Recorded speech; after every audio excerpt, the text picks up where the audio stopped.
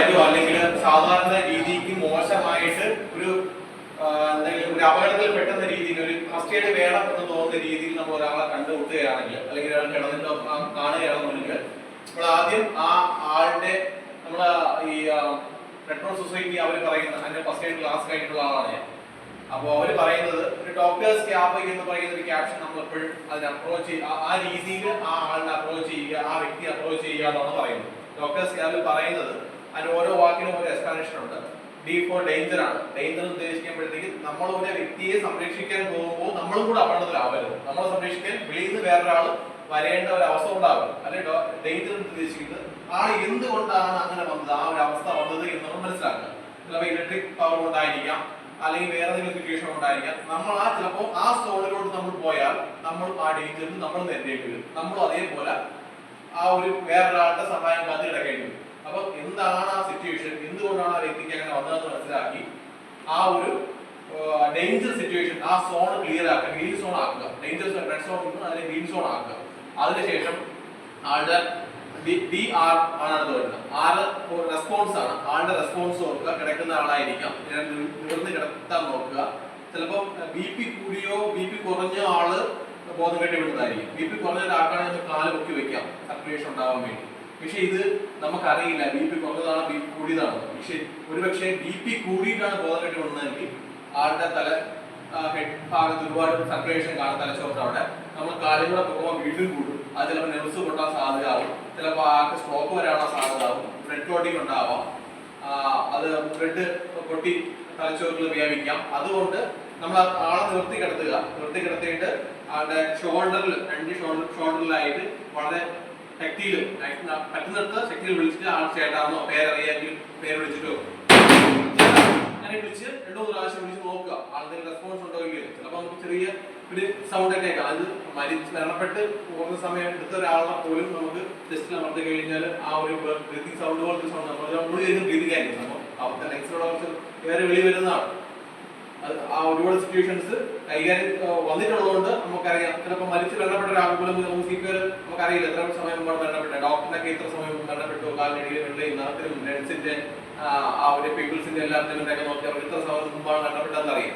ആ സിറ്റുവേഷനുള്ള ആൾക്കാർക്ക് നമുക്ക് CPR കൊടുക്കണം നിർബന്ധമില്ല. പക്ഷെ നമുക്ക് അങ്ങനെ അത്രയും സപ്പോർട്ടോടി അത്രയും ക്ലാസ് ഒന്നും കിട്ടിയില്ലാത്ത അത്രയും പ്രൊഫഷണൽ ആയിട്ടുള്ള ആളല്ലാതെ നമുക്ക് നമ്മൾ ചിലപ്പോൾ കൊടുത്തു എന്തെങ്കിലും ബൈ ചാൻസ് നമുക്ക് ജീവൻ കൊടുക്കാൻ പറ്റില്ലല്ലോ. ഉള്ള ജീവൻ നഷ്ടപ്പെടാതിരിക്കാനോ അല്ലെങ്കിൽ അതിന്റെ സമയം കൂട്ടിക്കിട്ടാനോ ശ്രമിക്കും.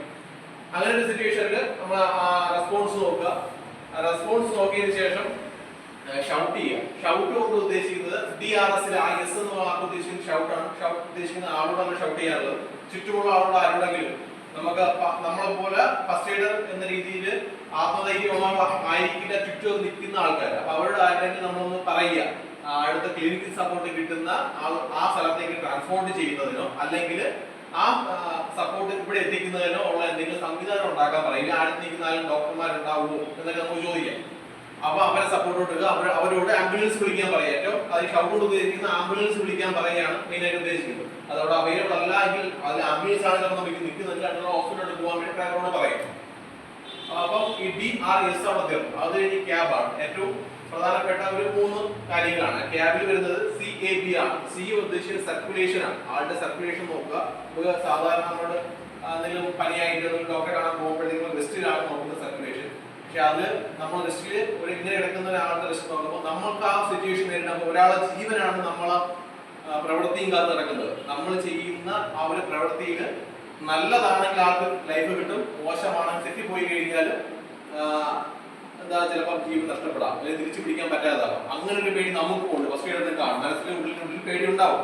ആ പേടി നമ്മൾ ഹാർട്ട് ബീറ്റ് കൂടും. ഹാർട്ട് ബീറ്റ് കൂടുമ്പോൾ നമ്മൾ റിസ്റ്റ് നോക്കുന്ന ഹാർട്ട് ബീറ്റ് പൾസ് അറിയുന്നത് നമ്മൾ തന്നെ കയ്യിലെ പൾസ് ആയിരിക്കും. നമ്മളെ കൈ വിരൽ തുമ്പിലുള്ള പൾസ് തന്നെയായിരിക്കും നമുക്ക് ഫീൽ ആകുന്നത്. അതുകൊണ്ട് കരോട്ടിക് പൾസ് നോക്കുക. അന്നനാളത്തിന്റെ 2 സൈഡിലായിട്ട് ചെറിയൊരു കുഴി പോലുള്ള ഭാഗമുണ്ട്, അവിടെ വിരൽ വെച്ച് നോക്കുക. അവിടെ പൾസ് കിട്ടുന്നുണ്ടോ എന്ന് വ്യക്തമായിട്ട് അറിയാൻ പറ്റും. അവിടെ പൾസ് കിട്ടുന്നുണ്ടെങ്കിൽ നമുക്കൊരു അതൊരു ഹോപ്പാണ്. നമുക്കത് അൺകോൺഷ്യസ് ആണ്. ആൾക്ക് ബോധം എന്താ നമുക്ക് ആൾക്ക് കണ്ണൊക്കെ തുറന്ന് വാദം സംസാരിക്കുന്നില്ലെന്നേ ഉള്ളൂ. ആൾക്ക് ഉള്ളിൽ ബോധമുണ്ട്. ഏതൊരു രീതിയിൽ അബോധാവസ്ഥയിലോട്ട് പോയതാണ്.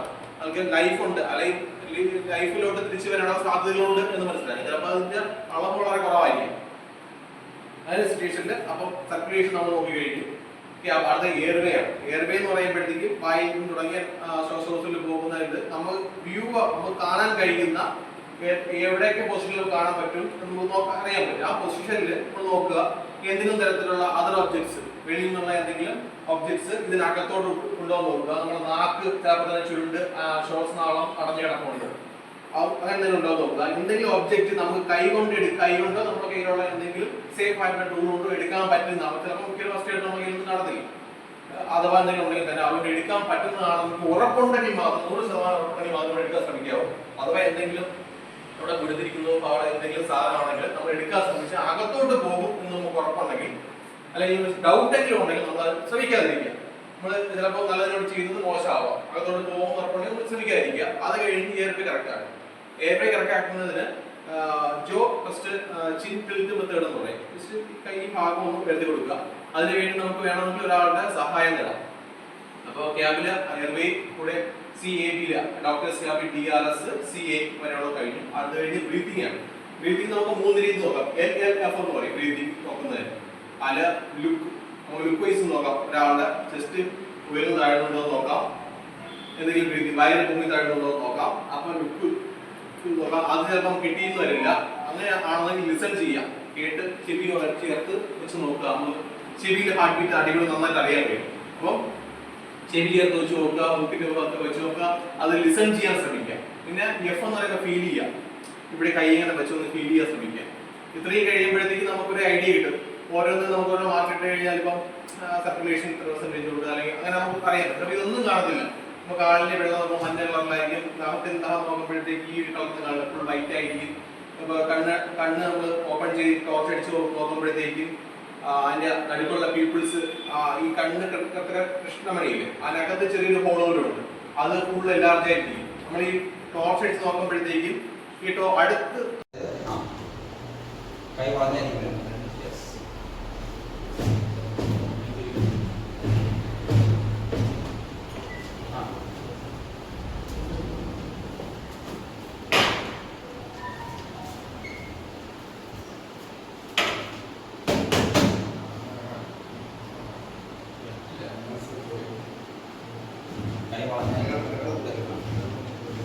തിരക്കൊന്നും പിടിക്കണം. നമ്മളില്ല കോമ്പറ്റീഷൻ ആയിട്ടല്ല ഇത്.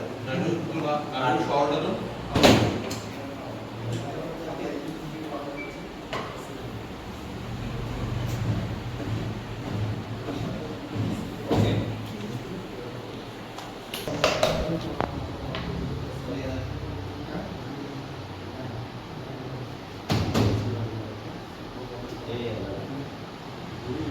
കൈ വെച്ചാൽ പുറത്ത് വെക്കണമെന്നില്ല. ഫസ്റ്റ് കൈ വെക്കുക, അല്ല ഫസ്റ്റ് കൈ ഇവിടെ വെക്കുക, അതിന് ശേഷം ഇത് വെച്ചാൽ മതി. യെസ്, ബോഡി പൊസിഷൻ തെറ്റാണെന്നില്ല. കൈ കുറച്ചുകൂടെ സ്ട്രേറ്റ് ആവാം. 5 സെറ്റ്.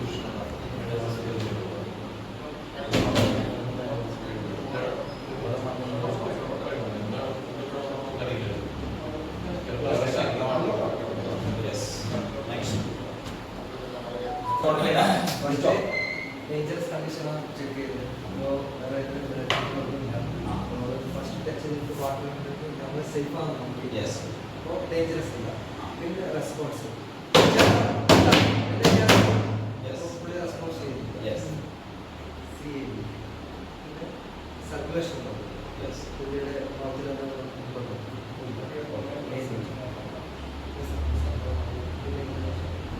1, 2, 3, 4, 5, 6, 7, 8, 9.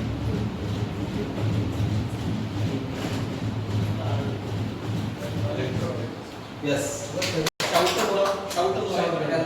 എയർവേ പിന്നെ ലിസൺ ചെയ്യുക, ബ്രീതിങ് ലിസൺ ചെയ്യുക. യെസ്, ഒരാൾ exactly. Good. Next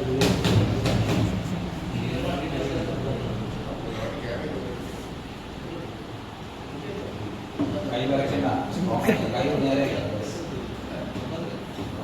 okay, next